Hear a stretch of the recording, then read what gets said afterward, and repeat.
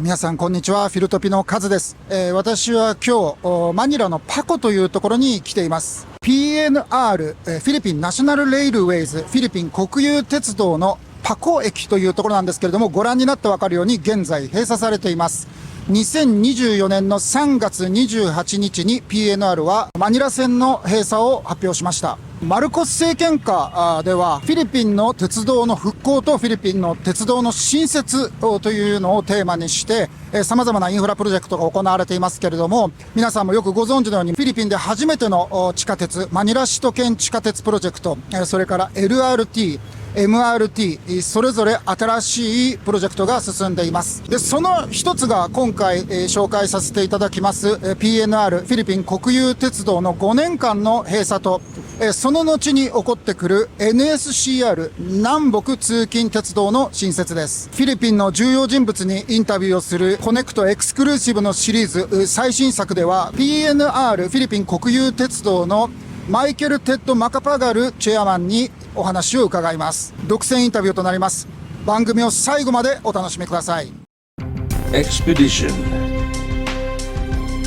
Exist Expression Expert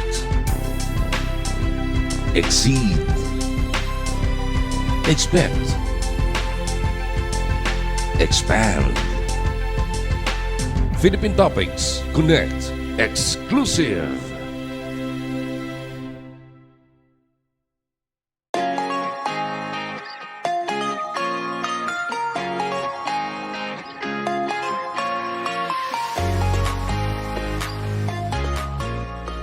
フィリピンの首都17の市で構成されるマニラ首都圏は東京23区とほぼ同じ大きさの面積に約1500万人が生活する東南アジア最大の都市の一つです。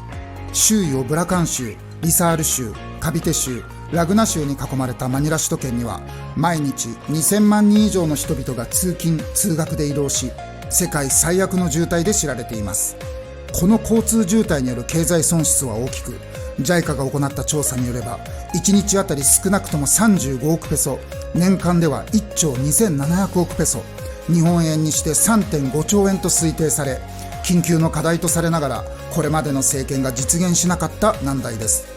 2022年7月に誕生したマルコス政権はインフラ開発の中核としてビルドベターモアプログラムを発表し、評価の高かったドゥテルテ前政権のビルド政策を引き継ぎ、進行中のプロジェクトを完成させることを国民に約束するとともに、さらなるインフラ整備を通して経済成長と雇用の創出を目指しています。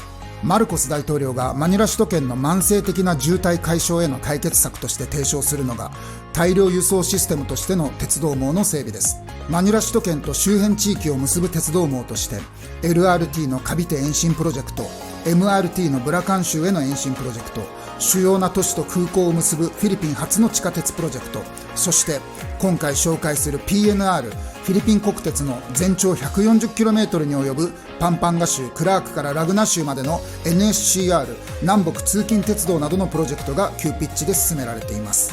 この NSCR プロジェクトには JICA 国際協力機構や ADB アジア開発銀行が資金面でのサポートを行い、日本の大成、住友三井、日立などが土木工事や電気技術でフィリピンの DNCI などとのジョイントベンチャーで全面的に参加しています。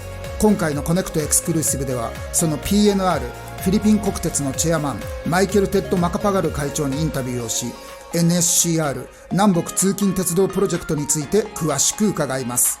新生フィリピンを象徴する一大国家プロジェクトです。ぜひ番組を最後までお楽しみください。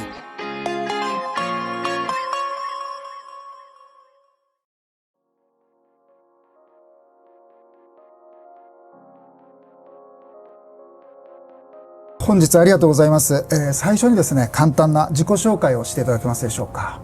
Thank you very much. My name is Michael Ted Macapagal.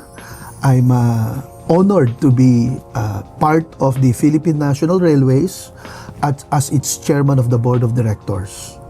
I was appointed here by President Ferdinand Marcos in 2023, and I've been here a little more than 1 year.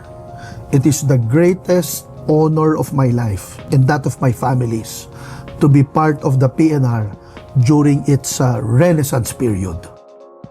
マニラ首都圏の地下鉄プロジェクトが昨年本格化しまして、でこのオルティガスという駅の建設のためにパシグ市の大通りのですねメラルコ通りを6年間閉鎖するという発表が、ビコソット市長によってなされたんですけれども、その時に、より良い未来のために6年間我慢してほしいと、ペイシャントしてほしいというメッセージが使われたんですけれども、そこでこの我慢という言葉をマイケルさんも使われたわけですけれども、今フィリピン全体がこの生みの苦しみのために、その我慢が必要だということなんでしょうか。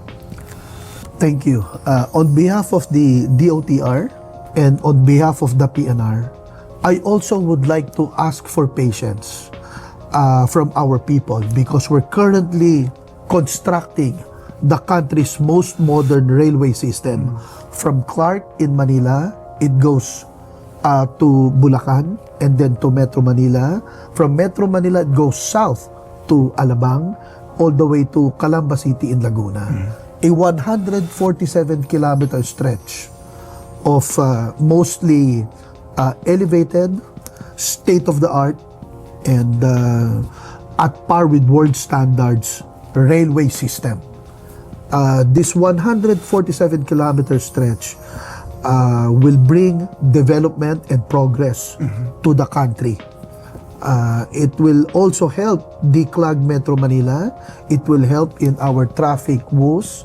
But more importantly, it will help our people to commute from the north and the south going to Metro Manila easier and then go back out both to the north and the south. It will help in the traffic woes of the country. As you know, daily, what's being lost in our economy is something to the tune of 4 to 5 billion pesos. So imagine if we can help in the traffic situation, then we can help in the overall economy of the country. 私の国、日本っていうのは鉄道が非常に発達した国で、まず世界に誇る新幹線が全国に走っていますし、私の出身地である東京っていうのは地下鉄がスパイダーネットといって本当に蜘蛛の巣のようにあります。その日本からフィリピンに来た私はですね、当初、20年ぐらい前ですけど、鉄道の少なさに本当に驚きました。しかし今2024年ですね、この PNR のこの南北通勤鉄道、それから LRT1 のカビテへの延伸、そしてケソンシティからブラカンの MRT7、そして世紀のプロジェクトと言われている、サブウェイシステムですね、地下鉄と、これだけ多くの計画が、一斉に進んでいる状況というのはどのように思われますでしょうか。You know, this is the reason that I'm calling President Marcos the father of the railway system of the country, is because all of these changes are going on in the railway industry. Look, LRT, MRT, the PNR, and the subway, Metro Manila subway, are all being constructed, Yes. being developed, modernized, and expanded all at the same time. In a period between 5 to 10 years, the Philippines will change for the better. Our transport system, our traffic situation, and the future of the country will now be clearly put into its proper context only because the president is pushing a mass transport system in the Philippines. And really, that's what we need. A renaissance, according to the words of Secretary Jimmy Bautista, in the railway sector of the Philippines. Philippine Topics Connect Exclusive.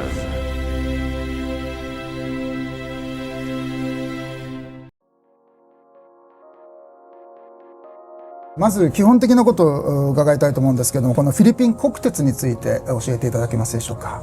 Well, the Philippine National Railways, with over 100 years of existence, is an agency. It's called the government-controlled corporation, which is under the Department of Transportation. I am fortunate to have been part of the PNR during this time, because it is during this time under President Marcos that PNR is undergoing a major transformation. フィリピン運輸省との関係というのはどのようなものでしょうか。The Philippine Department of Transportation is the supervising department that oversees the day-to-day operation of the Philippine National Railways. The Department of Transportation supervises land, sea, air, and rails. And rails is part of where PNR is under. That's why we report to the Secretary of the Department of Transportation, Secretary Jaime Bautista. フィリピンの歴史を見ますと1960年代ですが、マカパガル大統領の時代に、全長1100キロで、ルソン島の北部からビコール地方まで運行していたようですけれども、私が来た2000年代というのはもうすでに PNR がだいぶ衰退していたように感じるんですけれども。It was during the time of former President Diosdado Macapagal, who happens to be my grandfather, that the PNR was built under a presidential decree. And since then, up to now, there were a few changes, some of them for the good, some of them for the bad, that was made in the PNR. But it is now that major changes are being made. Again, I said I was fortunate. I will repeat. I stress that I am really fortunate that I became part of PNR now. It is not an accident that President Macapagal signed the charter that created PNR so that a future generation of Macapagal would finally see the transformation of the Philippine National Railways to what hopefully it will become in the future, a modern train system, the most modern in the Republic of the Philippines. 私のですね、イメージとしてあるのが、スクワッターエリアの人々が線路に面して住んでいるような映像であるとか、それから台風災害などで壊れてしまった線路が放置されているというようなものなんですけど、なぜそのようなことが起こったんでしょうか。This is the reason that the PNR is actually building relocation sites for people who are living in the areas that is affected by our construction. The relocation sites that we're building are, they're very convenient and they're beautiful and they can accommodate thousands of people that will be affected by the construction that is currently being made. The order of the President and the order of Secretary Jaime Bautista is to be able to strike a delicate balance. On one hand, we have to be decisive in making sure that construction will continue. But on the other, we also have to be mindful and show empathy to the people. That's why we're explaining what needs to be explained. We're talking directly to the people and explaining to them the importance of building the train system. At the same time, we're also giving them benefits, entitlements, and we're building homes for them to relocate to, because that's the order of the President, to take care of those who will be affected by our construction. 歴史を見てみますと、元大統領のフィデル・ラモス元大統領は PNR の復興を目指されたように見えますし、そしてまたアロヨ元大統領もですね、10年間の任期の間に何度も PNR に手こ入れしようとしたようですけれども、結果はあまり芳しくなかったように思います。It is during the time of both Presidents Ramos and President Arroyo that all of the major roads were built. The SETEX, the NLEX, and the TPLEX. But now, in the time of President Ferdinand Marcos, the development included the construction of the railway system. It became apparent that building more roads is not enough. It is during this president's time that we need to focus more on mass transport. And mass transport really includes building more of the railway projects. Again, I'm fortunate to be part of PNR in this time because it is in this time that we are building all of these railway projects and building all at the same time. I really believe that the Philippines will change in 5 to 10 years because of what we're doing today. All of our problems, hopefully, will be resolved when all of these projects are completed. Philippine Topics Connect Exclusive.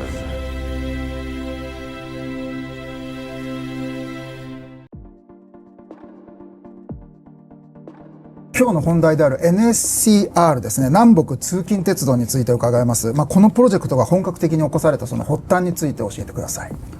The North-South Commuter Railway is the country's first of its kind and the country's most modern railway system. From Clark in Pampanga, it goes to Bulacan, Metro Manila, further south from Alabang all the way to Calamba City in Laguna. I cannot overstate its importance because for the first time in the country's railway history, we're finally building what should have been built a long time ago. If you look at our neighboring countries, and if you look at maybe all the countries in the whole world, all of the developed countries have a working and a modern railway system. In this comparison, unfortunately, Philippines has lagged behind. However, with this new construction that we're building, Philippines will now enter the modern world where we're building our modern railway system and we're entering finally progress that we should have done a long time ago. 私が大変興味を持ったのが、これをレザレクションあるいは復活というような呼び方をしてるんですけど、その意味は何なんでしょうか。一度死んでまた新しく生まれ変わるというような意味で使われてるんでしょうか。You know, what it really means is it's a revival or a rebirth. Once upon a time, we have, the railway system in the Philippines. But because after a long time, our focus was mainly on cars and airplanes and other modes of transportation. However, now, in this time, the current president recognizes the need of mass transportation. Hence, I use the word resurrection because it is now that finally the railway system is being given the attention that it deserves. In fact, we should have done this yesterday as opposed to today. I am glad, however, that finally we have a president who's giving it a lot of focus and attention because it is through mass transportation and it is through railway that we can solve the traffic problems of the country. この NSCR の建設にかかる費用というのはとても大きいものだと思うんですけれども。Yes, the cost is very large. The total project cost is something to the tune of 873 billion pesos. In dollars, that's about a little over $14 billion. But the benefit to the people is 10 times that amount. Traffic daily in the Philippines is costing us something to the tune of 4 to 5 billion pesos. Imagine if we can at least cut the traffic problems into half, then already it will benefit the general state of the economy. I believe that when all of these projects are completed and when all of the railway construction are all in place and we can ferry our people back and forth with all of the railway infrastructure, then traffic will be down 50, maybe more than 50%, and then the benefits to the economy will be 10 times what we will spend in these current projects that we're doing today. 私たちをですね、驚かせたアナウンスの一つに、5年間も、この工事の推進のために、既存の鉄道をストップするというものでした。これについて改めて教えていただけますでしょうか。In March of 2023, the PNR, at least in Metro Manila, announced our stoppage of operations to give way to the construction of the NSCR project, the country's most advanced railway system. However, the good news is in about 2 years from now, we should be able to complete at least the northern portion of the NSCR project. This is from Clark to Valenzuela in Metro Manila. We should be able to run trial trains in 2 years from now. Construction in Metro Manila all the way to Calamba City is yet to begin. There are challenges. We're currently doing fencing and track removal activities. And we're also resolving the right-of-way issues. But we foresee that full completion should be finished within a 5-year period. Hopefully by then, when PNR returns into full operation, we will return stronger and better than before. 従来の今止まってしまっている路線には乗客利用者がいたと思うんですけれども、この5年の間止まっている間の代替手段というのは何かあるんでしょうか。This is part of the stoppage plans of PNR. Prior to stoppage, we did plan for a bus augmentation program that can help our current passengers to ply in the areas that are affected. We have about 20 passenger buses that currently runs in these affected areas. If we receive reports that we need more, then we will add more. However, though, the 20 buses that are currently running, we believe is enough, at least for now. In the busy season, like Christmas season, we may have to add more buses. If that is the case, we are prepared to add more buses. For now, the 20 buses that are running should be enough. 今回のですね、この NSCR のプロジェクトには、日本が大きな貢献をすることになりそうなんですけれども、このプロジェクト全体で日本が関わる部分、新しい電車の車両も日本製ということなんですけれども。Yes, Japan is a very good partner of the Republic of the Philippines. In fact, the JICA provided us the loan together with the Asian Development Bank. When I mentioned the 873 billion pesos that funded it, JICA, through its Official Development Assistance Loan or ODA loan, provided us a big portion of that money or funding. And we are thankful to the almost reliable partner, the Japanese, that has provided the Philippines with the funding. The trains are also being procured from Japan. Companies like Mitsubishi and Sumitomo are part of the NSCR project. They are not only reliable partners, but we believe that Japan's technology in the railway industry is needed in order for the Philippines to modernize our own railway technology.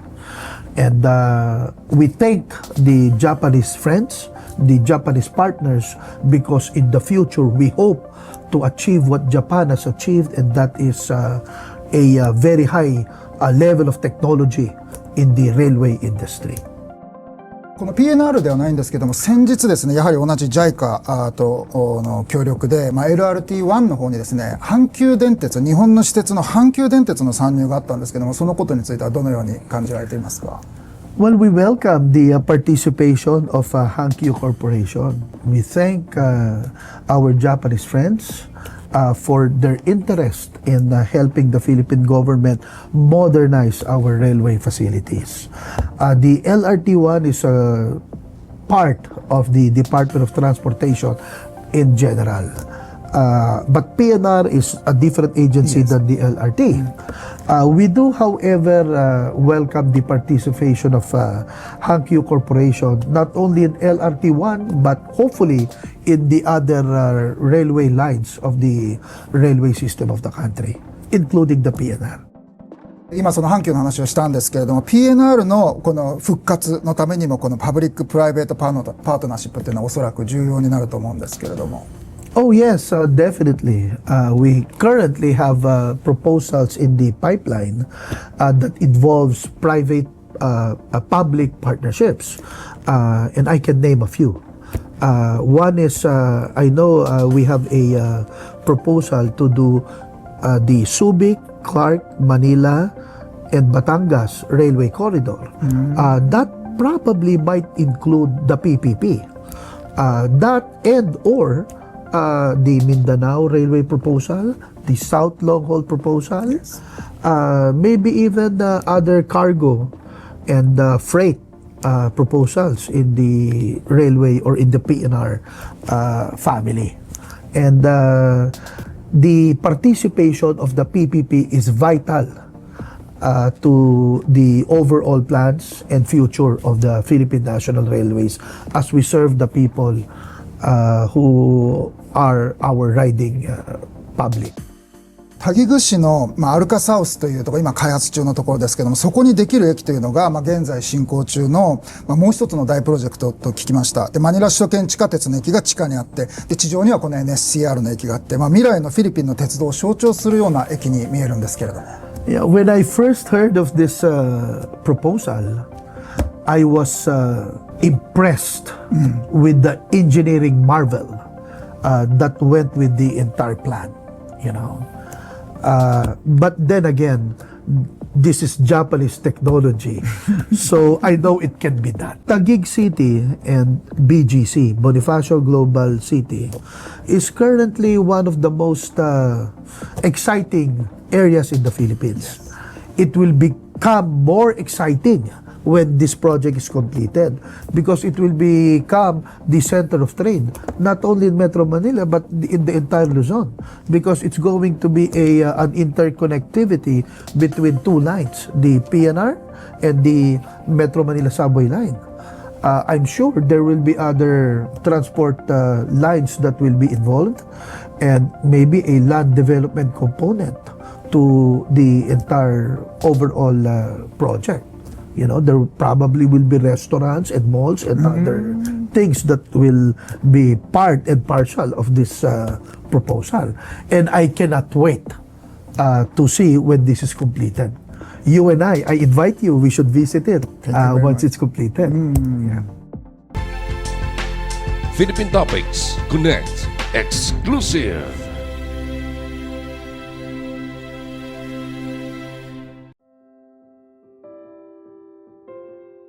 今のこのマルコス大統領の政権では、新生フィリピンですね、バーゴン・フィリピナスというのをスローガンに掲げています。これについてお話しください。It's actually very, very proper as we're doing this construction in terms of PNR because New Philippines or Bagong Pilipinas, that's what PNR will offer once this project is completed. We're going to offer them a new Philippines because a new railway system will be functional or will be operational. And by that time, really, the new Philippines will be given or will be introduced to the people of the Philippines because not only is this a slogan, not only is this an idea, it is now a reality based on what we're doing currently. その中でですね、マルコス大統領から、PNR のチェアマンとしてアポイントされた時にはどのように感じましたか？ I was honored and humbled up to today. I am still honored and humbled by the President's trust and confidence in me because he chose me and he appointed me during this time when all of this construction, all of this modernization, and all of these changes are happening. If I had joined the Philippine National Railways 5, 10, maybe 20 years ago, I probably would not as excited as I am today, but because I joined it during this time, then I cannot express enough how thankful and grateful I am to the President because this is a legacy changing moment in the country's history and being a part of it is the greatest honor of my life. 先ほどからお話が出ているこの運輸省ですね、バウティスタ運輸大臣の働きについてはどうでしょうか。おそらく信頼関係の中で進められていると思うんですけれども。Secretary Bautista is our head coach in the railway industry. In the entire Department of Transportation, really. And I cannot think of a better person to implement the President's vision than Secretary Jimmy Bautista. He is the most qualified person, I think, in the entire history of the entire Department of Transportation because you have somebody who has shown his ability in the private sector and applied that success from the private sector in government sector. and used his talent and his skills that he learned from the private sector to the government sector, and duplicate his success to the government. And I am proud and honored to be working for him and to be working at his instructions. 今回のプロジェクトはですね、そのタイムラインがあります。2026年、2028年と目標を定めて動いていますけれども、その実現のためにあなたが一番心を注いでいることは何でしょうか？ I think the most important thing for me to achieve, the main goal here is to be able to change the face of the Philippines. For the longest time, we have seen our traffic problems daily in Metro Manila. You have seen it. I'm sure you have. Yes. And it seemed to me a few years back or previous administrations that there is no end in sight and there is no potential solution in the near future. But now, having seen and having heard and having witnessed firsthand what the President has prioritized to do in terms of creating mass transportation and constructing our railway system in the Philippines, it has become apparent to me that there is a resolution to the problem, and finally we'll be able to change the country into the better. Really, the tagline of Bagong Pilipinas or New Philippines is in the transportation sector. We are changing the Philippines not only in terms of slogan, but we are really changing it in terms of realizing all these projects and changing it for the better. New roads are being built, the airports are being built, infrastructure left and right, but more so, mass transportation from LRT, MRT, to the Metro Manila subway, and then the Philippine National Railways. If all of these things that are currently being constructed will be constructed, in 5 to 10 years from now, we will see a different Philippines, and it's a change to the future, not only for the country, but more so to the future generation of Filipinos. Thank you for giving me this opportunity. I wanted to thank first Connect Exclusive for allowing me this interview, and also, more importantly, I would like to greet the people of Japan. Thank you also for being a good partner of the Philippines. Our two governments have long been allies, but it is now in this current time that our alliance have been strengthened. Our two countries are we treat each other like brothers. We are very solidly together as allies. And I am thankful for this opportunity. I am thankful for our friendship, and I am thankful for our alliance. The country, the Republic of the Philippines, will change for the better because of the help and the assistance of the Japanese government and its people. Good day to all of you.